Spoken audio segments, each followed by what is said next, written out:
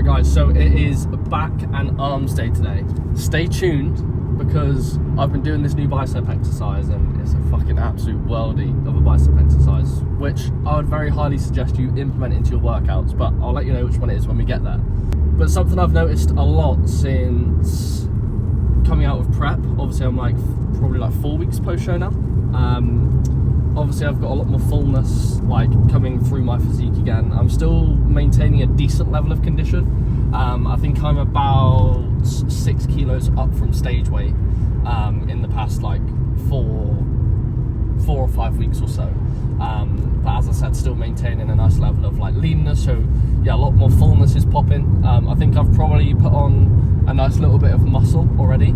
And this is the thing post-show, if you're someone who competes or you're someone who tends to get lean once or twice a year for a holiday or an event, the way you conduct your phase post-shreds, post-lean, post-competition, whatever it is massively gonna impact the amount of muscle that you're able to grow, because your body's in such a responsive and such a receptive phase to muscle growth, or a receptive position to muscle growth after being so lean. So as long as you're fueling your body properly, you've got a new program, you're progressing lifts on a weekly consistent basis, but you're also training properly, proper tempos, proper range of motion, that sort of stuff, you're putting your body in the best position for the most growth possible.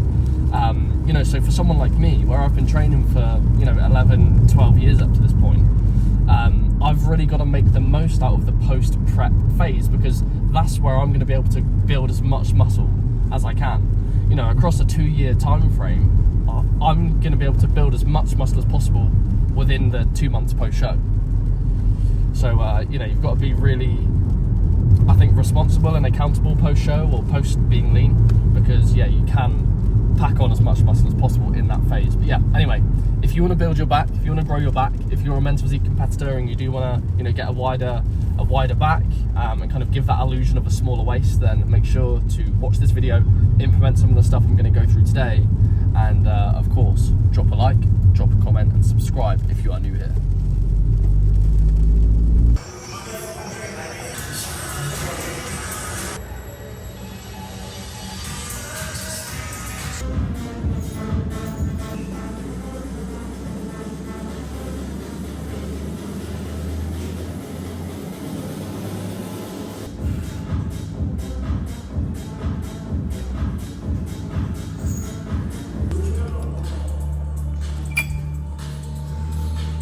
So this pull session in particular is a bit more lat focused, so we're trying to focus on and build a bit more width across the back. In my other back day, I do a bit more of density based work, so deadlifts, mid back rows and stuff like that, whereas today we're just trying to isolate the lats a little bit more and build some more width. So on this session last week we got 9 reps on set 1, so let's try and get 10.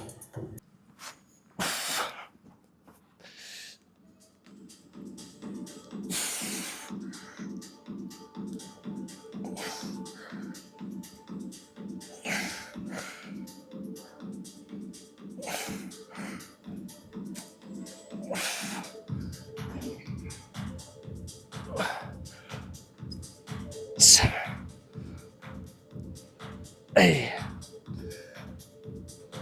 9. 10.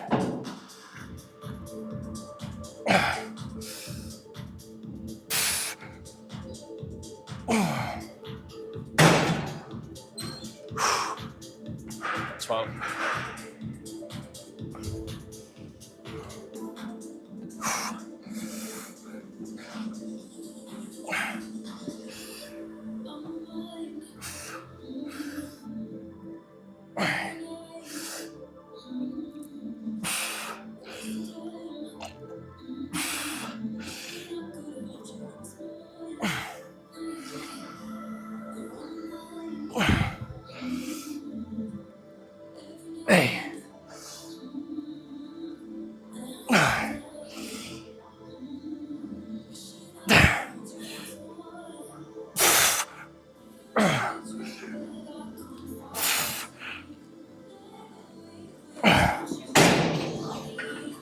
12.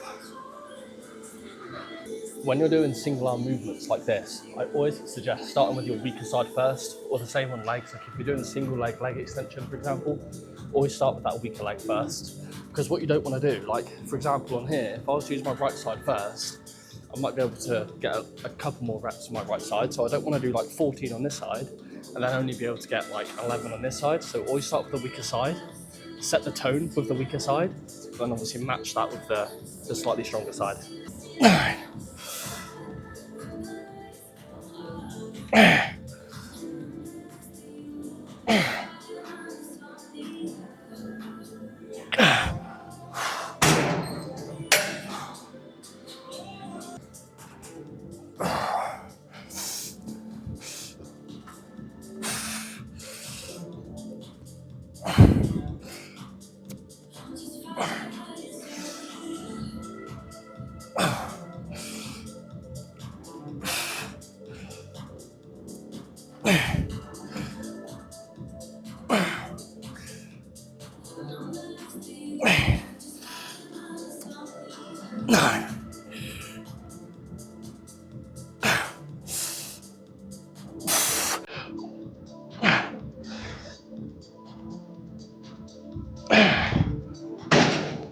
I'll never pull over, but I can feel my left elbow playing up. I think towards the end of my last build phase before prep, started to pick up a bit of like elbow tendonitis in my left elbow. So I just stopped training triceps for like 3 weeks, bought some elbow sleeves, and then it just recovered itself, but I can feel it coming back, which is annoying. Also, on that note again, I flipping injured my knee 2 days ago on the hip press behind me. Don't know what happened, but I just keep feeling my flipping knee clicking today. Anyway, enough of the complaints, enough of the injuries. Let's beat what we did last week.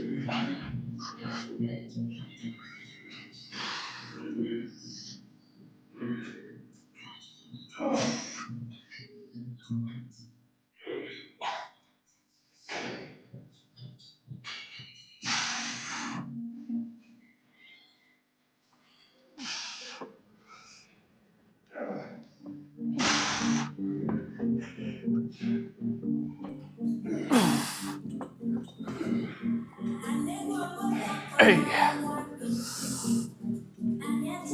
9.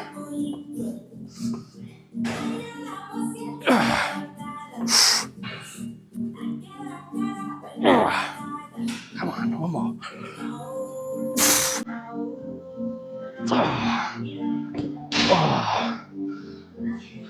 11.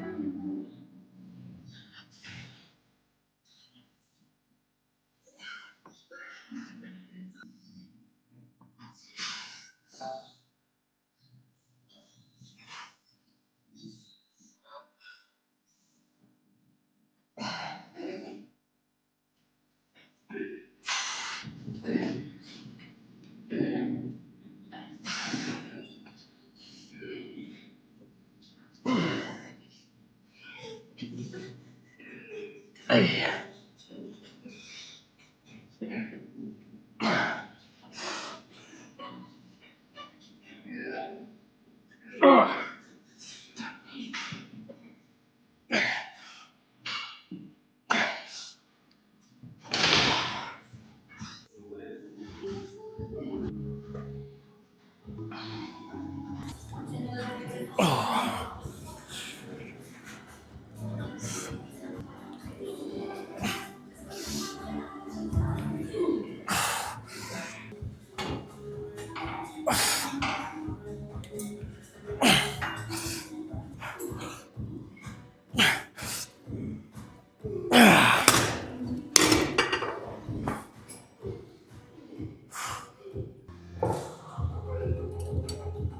Okay, so that's 3 straight sets done there.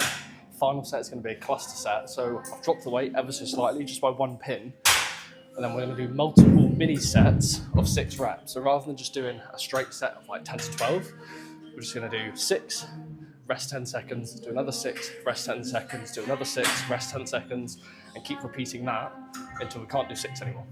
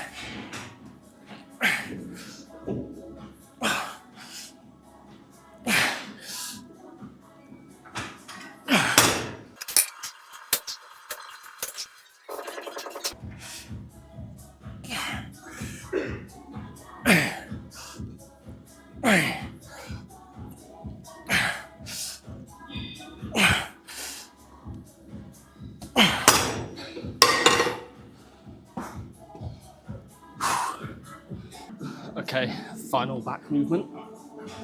Any guesses?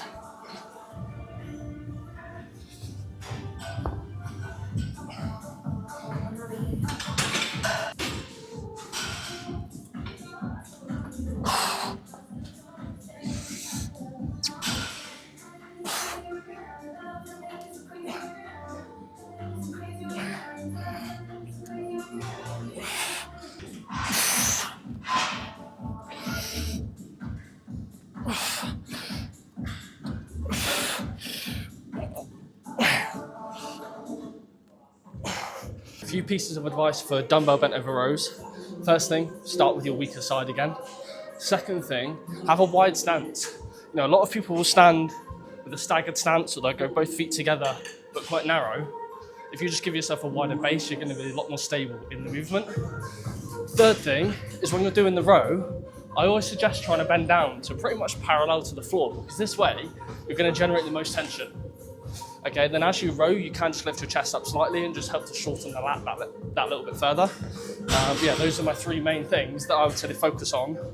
Actually, another thing, the fourth thing, is when you row, try not to bring your hips to the bar. Like, you're not trying to shack the bar, do you know what I mean? You know, you want to try and bring the bar up, because again, that way, you're going to get the most range of motion and the most muscle fibers activated by doing that. So try not to row, try not to bring your hips into the bar.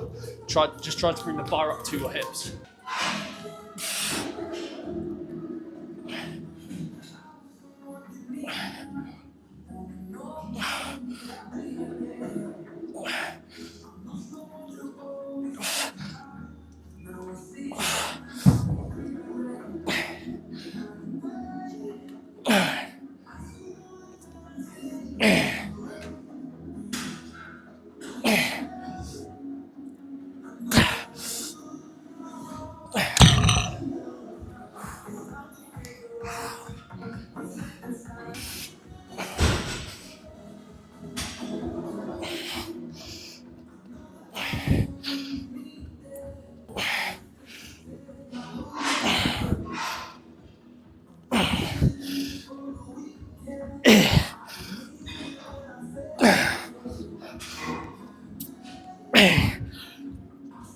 Nine.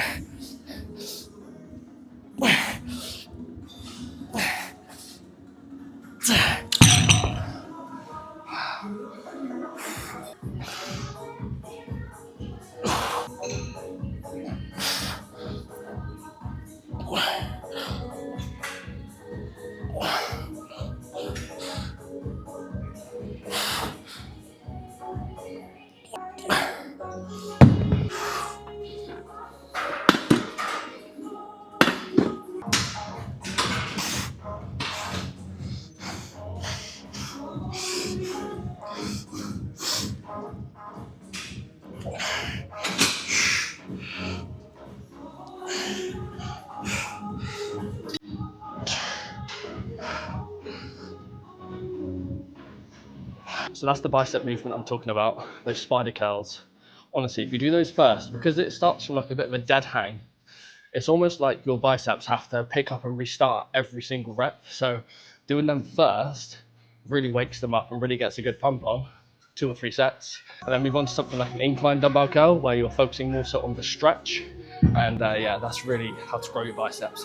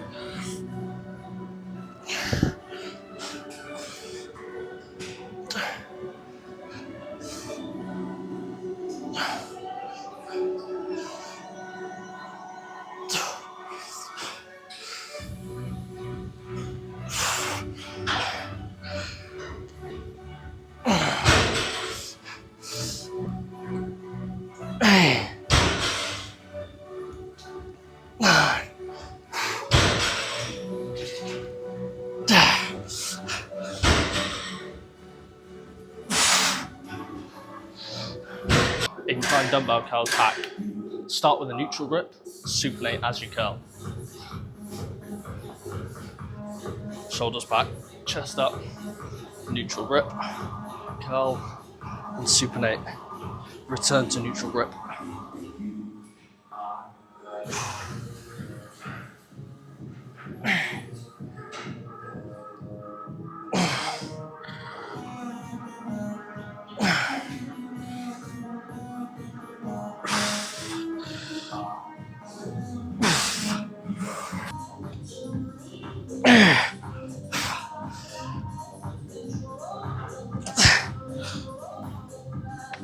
Hey.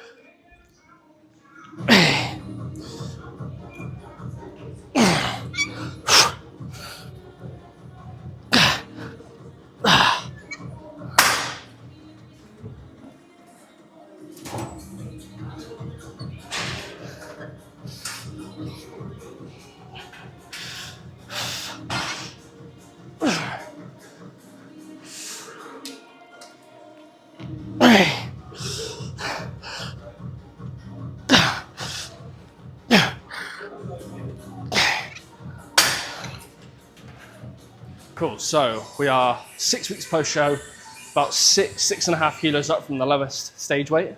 See how we're looking, eh?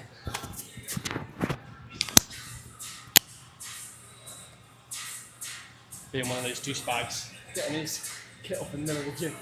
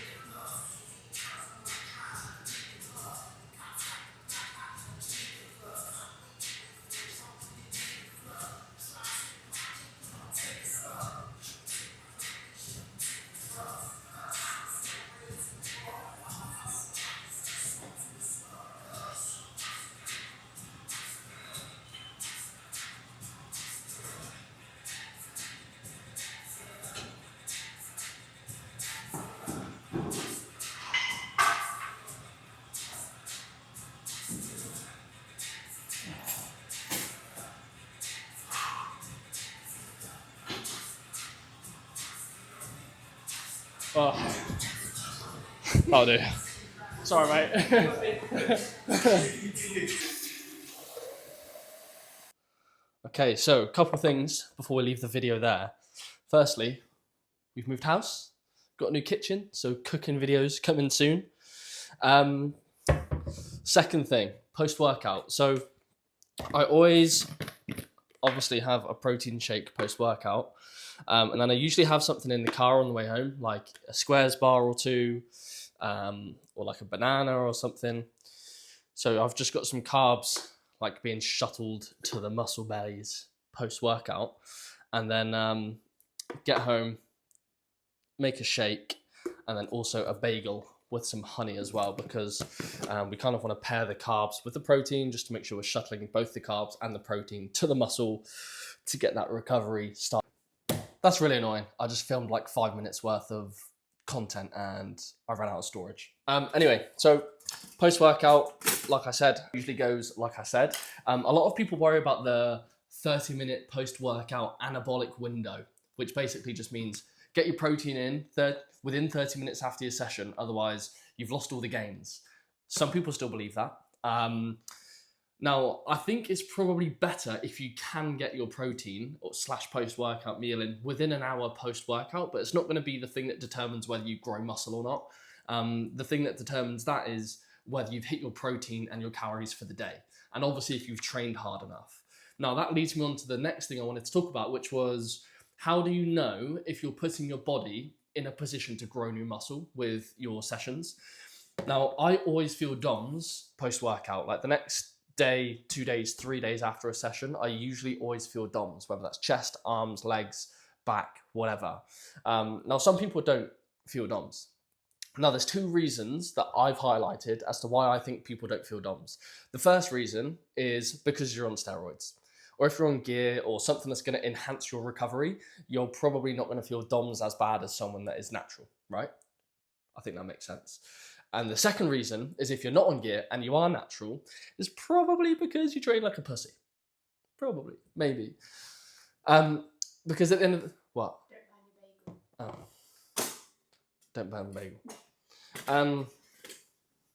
Because yeah, like, do you need to feel DOMS to know that you are putting your body into a muscle building state? No, you don't. But I do believe that if you're training hard enough, you should feel DOMS if you're natural. So how do you know if you don't feel DOMS? How do you know that you're putting your body in a state to grow new muscle? You have to make sure that you're progressing your training pretty much every single week. Now, that doesn't have to just be weights or reps. That can be slowing down the movement, so controlling the tempo more. That can be pausing in the stretch or holding the squeeze. It could be adding some intensifiers or anything that's going to make the workout more challenging than it was the previous week is what determines muscle growth. Because you have to demand growth from your body, and that is done by essentially the stress that you put upon it. So if you go in like 3 weeks in a row and do the same weight, the same reps, same tempo and all that stuff, you're not like increasing the demand you're putting on your muscles or on your body. So it has nothing to respond to. Whereas if each week you're adding a rep or two, or you're adding a little bit of weight, or you're slowing the movement down and increasing the time under tension, those are the things that essentially determine whether you're going to build muscle or not. And that determines whether you have had a muscle building workout. So if your goal is physique development, then you have to make sure you're doing those things. You have to make sure that you're challenging and pushing and demanding growth every single workout. Yes, it is tiring. Yes, it gets painful. Yes, the DOMS will catch up on you. Yes, you might get a bit of elbow tendonitis or knee pain like I've had the last flipping week or so. But that is just part of being a little natty bitch and trying to grow some muscle. I think that's all. So, yeah, that's pretty much all. Hopefully you have enjoyed this video. Back and arms workout, bit of a ramble about a few things. Let me know what style of content you prefer. Do you prefer my sit-down style of content where I'm trying to educate and teach you some things? Or do you prefer a bit more like training, personal stuff? Let me know. I assume it's probably going to be a combination of the two. But yeah, anyway, drop a like, drop a comment. Read the description below. There's going to be a few things in there that might tickle your fancy. Yeah, if you do want to be coached in the new year on my 8-week fat loss program, it is low cost as far as coaching goes. So maybe check the link in the description and see if it can help you out. I mean, I'm sure it will. I think I'll be able to help you get into better shape than you're in now. That's not to say you're in bad shape, but I know that I've got what it takes to help you level up your physique. So yeah, anyway, drop a like, drop a comment. See you next week. Bosh.